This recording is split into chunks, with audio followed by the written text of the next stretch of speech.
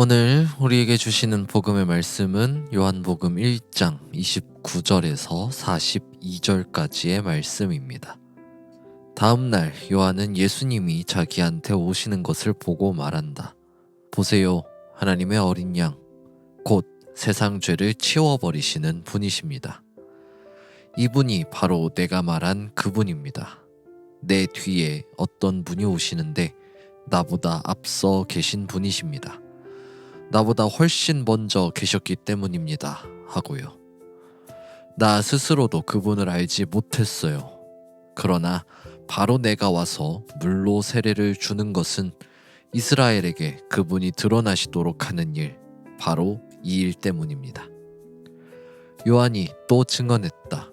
내가 똑똑히 보았어요. 성령님이 비둘기처럼 하늘에서 내려와 그분 위에 머물러 계시는 것을요. 나 스스로도 그분을 알지 못했어요. 그러나 나를 보내어 물로 세례를 주게 하신 분께서 나에게 이렇게 말씀하셨어요. 어떤 분 위로 성령님이 내려와 그 위에 머물러 있는 것을 보게 될 것이다. 바로 그분이 성령으로 세례를 주는 분이시다. 그런데 내가 직접 그것을 보았고 그래서 이분이 하나님의 아들입니다 하고 증언했어요. 다음 날 다시 요한과 요한의 제자들 가운데 2명이 거기에 서 있었다. 그때 예수님이 걸어가시는 것을 바라보고서 요한이 말했다. 보세요, 하나님의 어린 양이십니다. 그러자 요한의 제자 2명이 요한의 말을 듣고서 예수님을 따라갔다. 예수님이 몸을 돌려 그들이 따라오는 것을 눈여겨보시고는 그들에게 말씀하신다. 그대들은 무엇을 찾고 있나요? 그들이 예수님께 말씀드렸다. 랍비님, 이 말은 번역하여 옮기면 선생님이다. 어디에 머물고 계십니까? 예수님이 말씀하신다. 오세요. 그러면 보게 될 겁니다. 그래서 그들이 갔고 예수님이 머물고 계신 곳을 보았다. 그리고 그날 내내 예수님 곁에서 머물렀다. 시간은 오후 4시쯤이었다. 요한의 말을 듣고 예수님을 따라간 2명 가운데 1명은 시몬 베드로의 형제 안드레였다. 이 사람이 먼저 자기의 친형제 시몬을 찾아가서 말한다. 우리가 메시아를 만났어. 메시아는 번역하여 옮기면 그리스도이다. 안드레가 베드로를 예수님께 데려갔다. 베드로를 바라보시고는 예수님이 말씀하셨다. 그대는 요한의 아들 시몬입니다. 그대는 게바라 불릴 겁니다. 게바는 번역하면 베드로이다.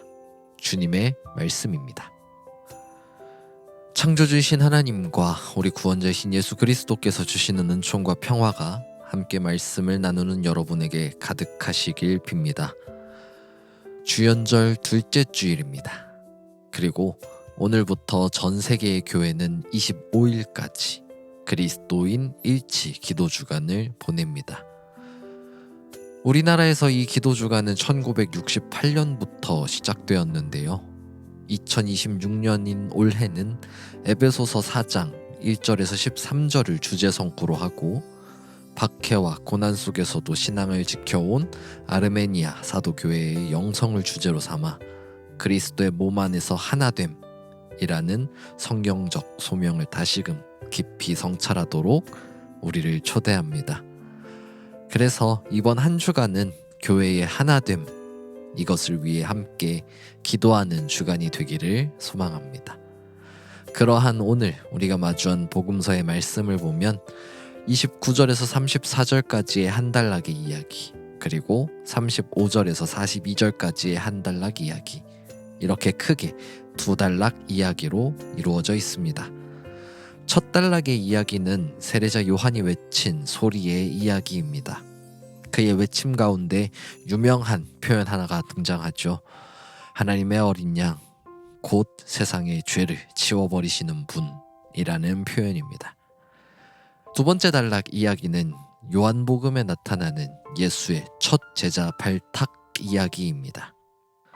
여기에서 안드레와 그의 형제인 베드로가 예수의 제자가 되죠.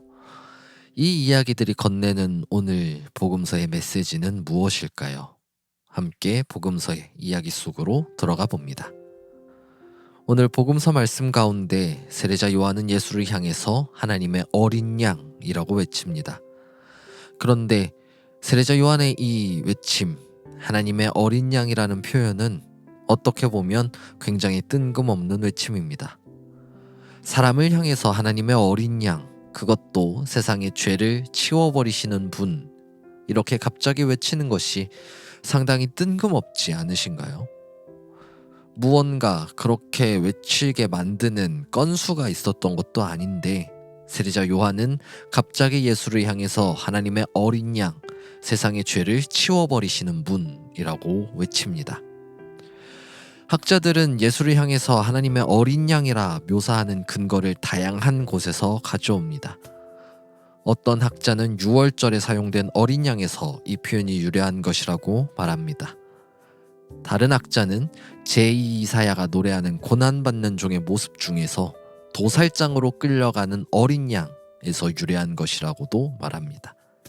또 다른 학자는 창세기 22장에 나타나는 이삭을 꺼내오기도 하고, 누군가는 요한계시록에 나타나는 승리의 종말론적 어린 양을 꺼내오기도 합니다. 또 다른 사람은 매일 드려졌던 희생제사의 제물인 어린 양을 꺼내오기도 하죠. 이처럼 학자들의 의견은 통일된 것 없이 다양하게 나타납니다. 이러한 것은 어떻게 보면 아직도 명확하게 세례자 요한이 예수를 향해서 왜 세상의 죄를 없애시는 하나님의 어린 양이라고 외쳤는지 그 이유를 알지 못한다는 것을 말해주기도 합니다. 저도 아직 명징하게 왜 세례자 요한이 그렇게 외친 것인지 이유를 잘 모르겠습니다. 그래서 어떻게 본다면 세례자 요한이 외친 이 어린 양은 단 하나의 의미만을 가리키는 것이 아니라 학자들이 이야기하는 그 다양한 어린 양 모티프를 모두 말하고자 하는 것일 수도 있을 겁니다. 이 복음서를 처음 마주했던 최초의 독자들은 저자가 표현한 이 하나님의 어린 양이라는 말을 보면서 다양한 모습을 떠올렸을 수도 있습니다. 우리가 발견하고 마주하게 되는 다양한 의미들 가운데 공통점이 하나가 있습니다. 모두 희생 제물로서의 어린 양이라는 점입니다. 여기서 어린 양으로 번역된 그리스어 암노스는 주로 제2에서 사용된 제물로서의 어린 양을 가리키는 단어입니다. 즉 하나님의 어린 양이라는 이 말은 하나님께 바쳐지는 어린 양입니다. 그리고 이 어린 양은 하나님께서 직접 우리에게 보내신 어린 양이라는 뜻이죠. 이 제물이신 어린 양은 먼저 계신 분이시고 성령님이 내려와 머무시는 분이십니다. 또 하나님의 아들이시죠. 이 모든 표현이 세례자 요한의 입에서 나온 증언입니다. 한 사람을 향해서 이렇게 다양한 표현을 이야기한다는 것도 참 쉽지 않은 일일 겁니다. 그러나 세례자 요한은 단호하게 그리고 분명하게 예수가 어떤 분인지를 증언합니다. 그리고 이 모든 증언은 한 단어로 귀결됩니다. 바로 메시아입니다. 메시아, 히브리어로 마시아흐라고 하는 이 단어는 기름 부음을 받은 자라는 뜻입니다. 이 단어는 그리스어의 크리스토스와 연결되고 이 말을 우리말로 그리스도라고 음역해서 사용하죠.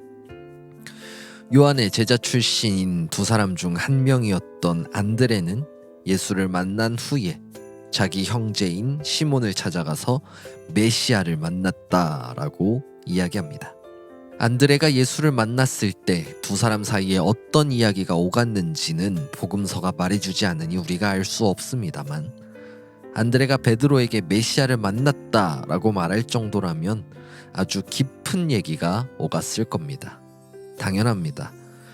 요한의 제자였던 안드레가 자기 스승이 예수를 가리켜서 하나님의 어린 양이라고 외치는 것을 보고서 예수를 따라갔고 예수를 향해서 랍비님이라고 부른 걸 보면은 이제는 요한의 제자가 아니라 예수의 제자가 되기 위해서 예수를 따라간 것이니까요.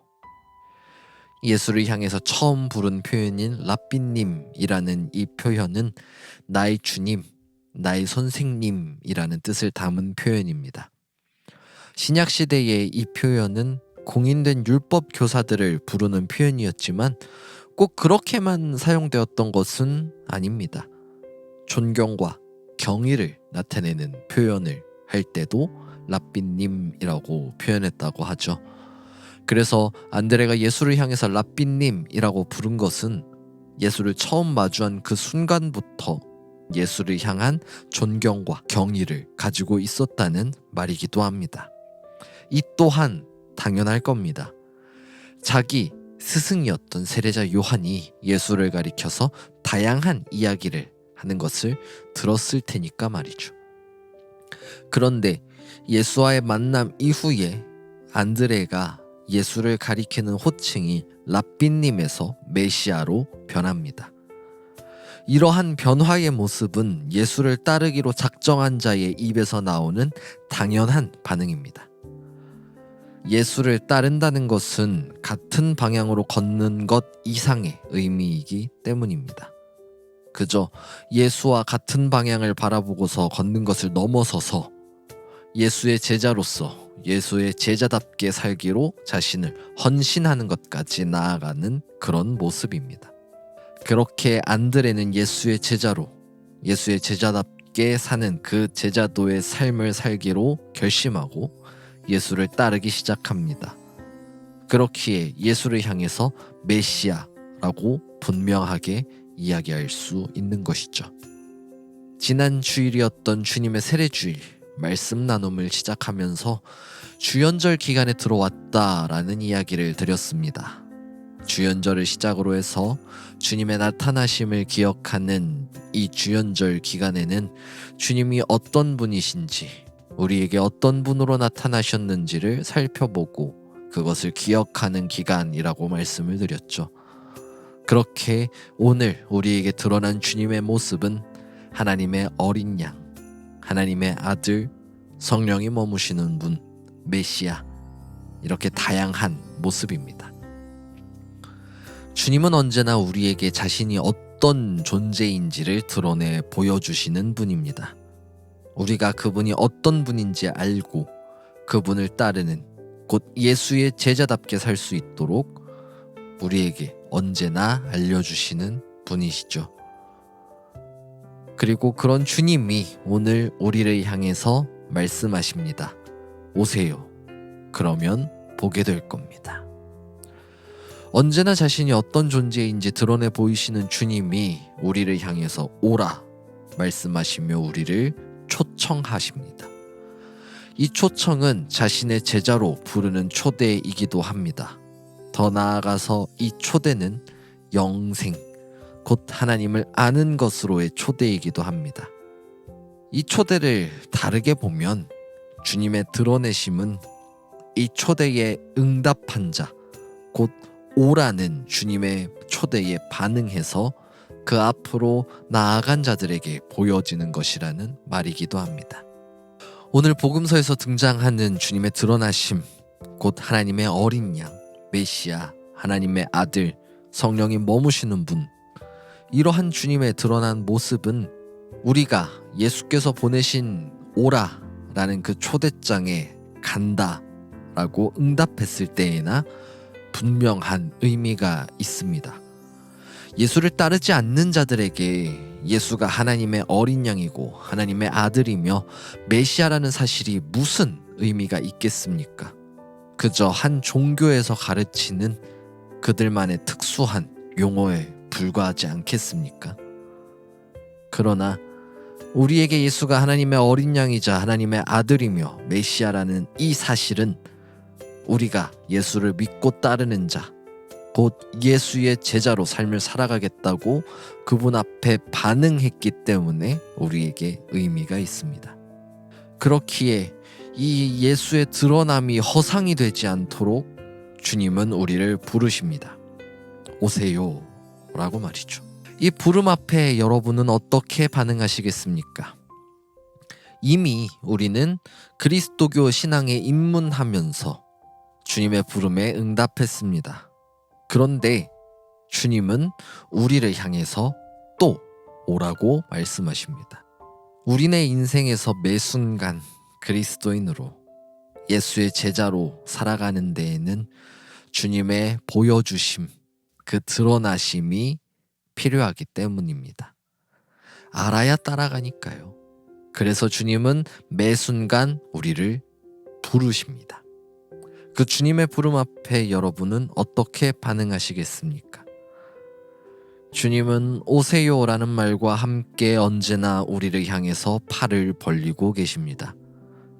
우리의 삶이 매 순간 온전한 제자의 모습이 아니더라도 주님은 우리를 향해서 팔을 벌리고 계십니다.